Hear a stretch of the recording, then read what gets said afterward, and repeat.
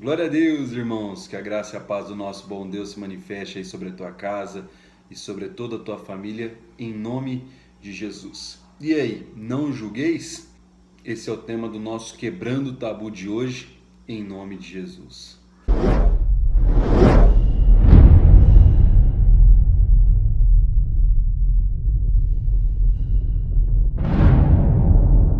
Vamos lá então para o texto que cita essa frase. Mateus capítulo 7, versículo 1 diz: Não julguem e assim vocês não serão julgados, porque como vocês julgarem os outros, você também será julgado. E a medida que usarem também será usada para medir vocês. E por que se preocupar com um cisco no olho de um irmão quando você tem uma tábua no seu próprio olho?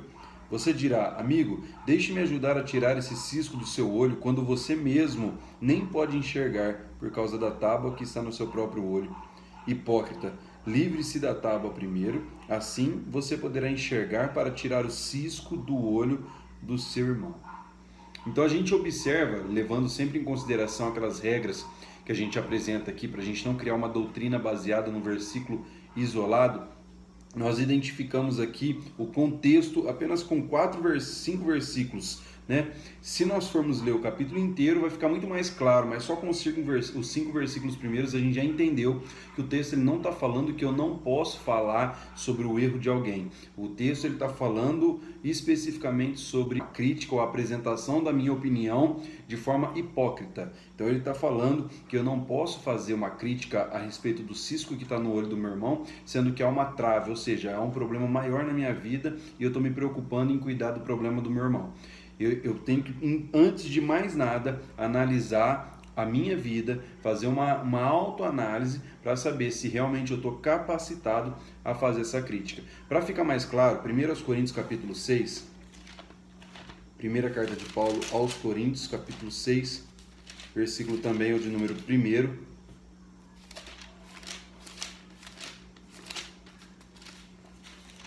diz assim: Se algum de vocês tem alguma coisa contra outro irmão, como se atreve a ir à justiça e pedir a um tribunal pagão que decida a questão, em vez de levá-los aos santos, para decidirem quem de vocês está certo?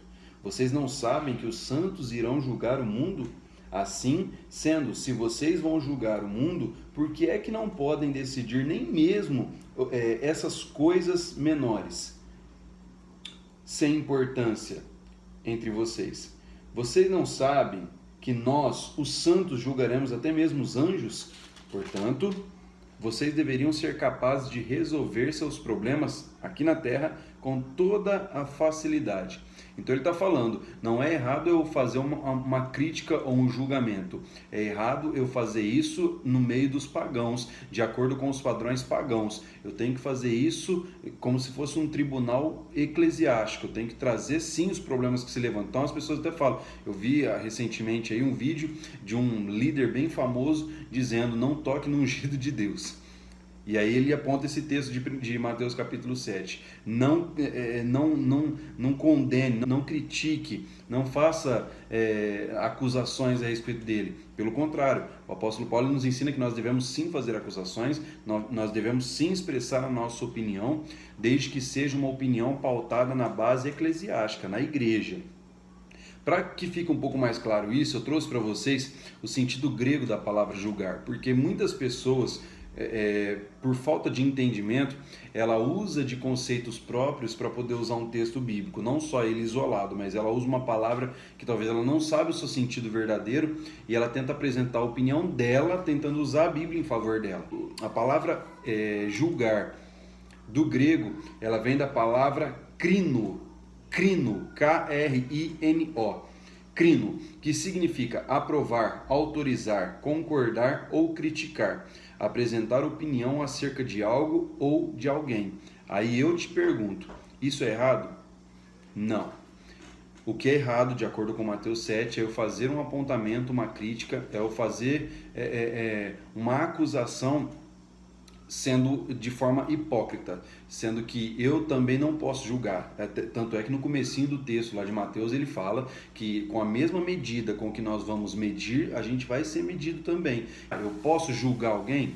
Eu posso julgar, desde que haja as ferramentas necessárias para que eu saia absolvido, caso haja um julgamento semelhante a meu respeito. Então, o problema é se preocupar com o pecado dos outros, sem que eu analise a minha vida, e não julgar as pessoas. Eu posso fazer o julgamento? Eu posso, mas eu tenho que saber que a minha vida está amparada na palavra de Deus. Eu estou preparado para receber o mesmo julgamento que eu estou fazendo e sair dele absolvido. Ser julgado não significa ser condenado. Ser julgado significa ir para análise. É como se a minha vida estivesse sendo colocada na mesa e as pessoas analisassem se ela realmente é coerente à palavra de Deus. Isso é um julgamento. Condenação já é outra coisa. Tá? Então, vou apresentar dois textos que ratificam isso que eu estou falando para vocês. João, capítulo 7, versículo 24, que diz... João 7, 24. Parem de julgar apenas pela aparência, mas julguem com justiça. Então, eu posso fazer o julgamento, mas desde que seja um julgamento justo, desde que seja um apontamento preciso. E aí lá em 1 Coríntios, a gente estava também, só que no capítulo 5, 1 Coríntios capítulo 5, versículo 12.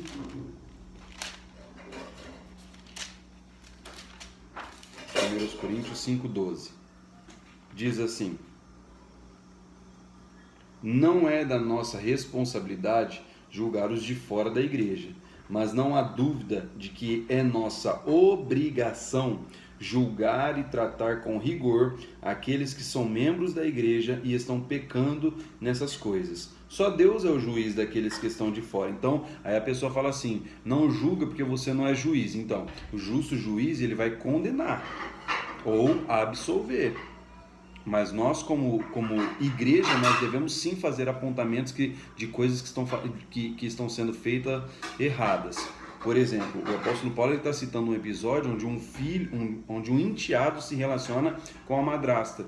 E no meio do culto ele participa dos cultos de forma natural, como se ele fosse um dos membros daquela igreja. E o apóstolo Paulo manda uma carta para a igreja de Corinto falando, isso é inaceitável, vocês têm que fazer um julgamento, vocês têm que colocar o caso dele na bancada dos irmãos que estão aí à frente da obra, para poder saber se ele realmente está apto a fazer os trabalhos que ele está fazendo, a poder participar da comunhão. Por quê?